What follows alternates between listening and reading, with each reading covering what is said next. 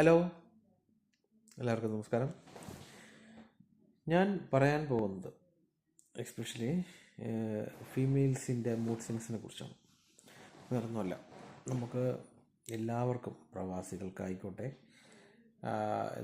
നാട്ടിലുള്ളവർക്കായിക്കോട്ടെ, എല്ലാവർക്കും അനുഭവിക്കുന്ന ഒരു പ്രശ്നമാണ് മൂഡ് സ്വിങ്സ്.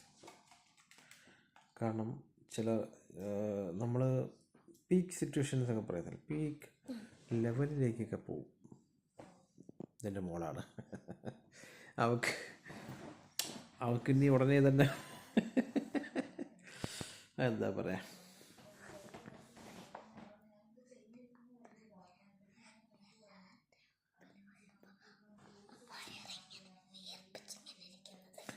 അപ്പൻ എന്തിനാ എല്ലാവരുടെയും മുമ്പിൽ വയറ് വീർപ്പിച്ചിരിക്കുന്നത്? എനിക്ക് വയറുള്ളതുകൊണ്ടാണ് വീർപ്പിച്ചിരിക്കുന്നത്. ഞാൻ ഇപ്പം എന്ത് ചെയ്യാൻ പറ്റും?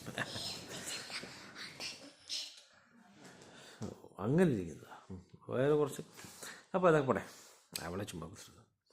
ഇത് ശരിക്കും മൂഡ് സ്വിങ്സ് എന്ന് പറഞ്ഞു കഴിഞ്ഞാൽ നമ്മൾ വിചാരിക്കുന്ന പോലെ സിമ്പിളായിട്ടുള്ളൊരു കാര്യമല്ല. അത് പെണ്ണുങ്ങൾക്ക് മാത്രമേ അത് അതിൻ്റെ ഒരു എന്താണ്, അല്ലെങ്കിൽ അത് അനുഭവിച്ചിട്ടുള്ളവർക്ക് മാത്രമേ അതിൻ്റെ ഒരു കാഠിന്യം മനസ്സിലാവൂ. നമ്മൾ ഇന്ന് ചിലപ്പം നല്ല സ്നേഹത്തിലിരിക്കുന്ന ഒരു ദമ്പതിമാർ നല്ല സ്നേഹത്തിലായിരിക്കും, പക്ഷെ നാളെ അത് നേരെ ഓപ്പോസിറ്റ് ആയിരിക്കും.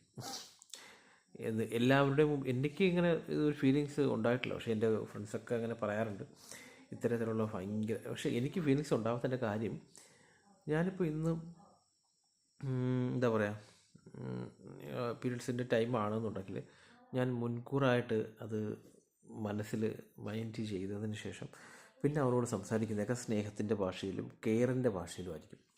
അതുകൊണ്ട് തന്നെ എനിക്കത് ഉണ്ടാകാറില്ല. അപ്പം നമുക്ക് വിഷയത്തിലേക്ക് വരാം. നമുക്ക് സത്യം പറഞ്ഞാൽ മൂഡ് സ്വിങ്സ് പല രീതിയിലാണ് ഫീമെയിൽസിലുണ്ടാകുന്നത്. മൂഡ് സ്വിങ്സ് വരുന്ന സമയത്ത് ഒരച്ഛനെ കാണണം തോന്നും, അച്ഛൻ്റെ കെയർ ആഗ്രഹിക്കും. അത് മാത്രമല്ല, ഒരുപാട് എന്താ പറയുക, അവരാഗ്രഹിക്കുന്ന കാര്യം അവരുടെ മുന്നിലെത്തണം. മാത്രമല്ല, അവർക്ക് ഭയങ്കരമായിട്ട് കെയർ വേണം, സ്നേഹം വേണം. അങ്ങനെയൊക്കെ ഒരുപാട് കാര്യങ്ങൾ പ്രത്യേകിച്ച് സ്ത്രീകളിലുണ്ട്. അപ്പോൾ അത് നമ്മൾ മനസ്സിലാക്കി എന്താ പറയുക, പെരുമാറിക്കഴിഞ്ഞാൽ ഒരു 85% നമുക്കൊരു സക്സസ് കണ്ടെത്താൻ പറ്റും.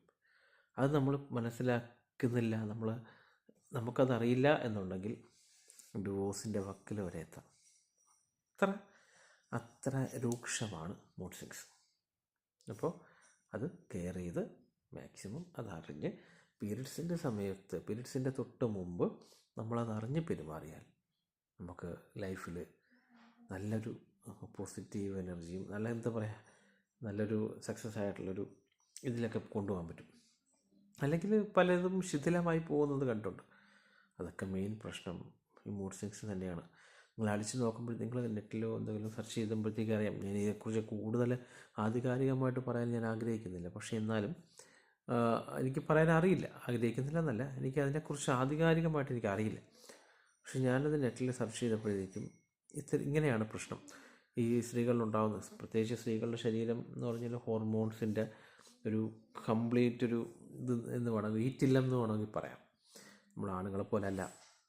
അവർ എല്ലാം ഭയങ്കര എന്താ പറയുക, എല്ലാത്തിനും ഒരു ഫീലിങ്സും കാര്യം, എല്ലാത്തിനും ഒരു ഇതാണ്, ഹോർമോൺ ആയിട്ടുള്ള റിലേറ്റഡ് ആയിട്ടുള്ള കാര്യങ്ങളാണ് അവർക്ക് കൂടുതലുള്ളത്. അപ്പോൾ അവർ ഒന്ന് സൂക്ഷിക്കുക. മൂഡ് സ്വിങ് പ്രത്യേകിച്ച് എന്താ പറയുക, പീരിയഡ്സിൻ്റെ സമയത്ത്, അതിൻ്റെ തൊട്ട് മുമ്പിൽ നമ്മൾ സ്നേഹം പ്രകടിപ്പിക്കുക, കെയർ ചെയ്യുക, വളരെ സ്നേഹത്തോടു കൂടി കൊണ്ടുപോവുക. ഒരു പളുങ്ക് പാത്രം നമ്മുടെ കയ്യിലാണ് എന്ന് വിചാരിച്ച് കൊണ്ടുപോവുക. താഴേട്ട് പൊട്ടിക്കരുത്, താഴെ വീണാൽ ഉടഞ്ഞു പോകും. ഇത്രയേ ഉള്ളൂ. Bye bye.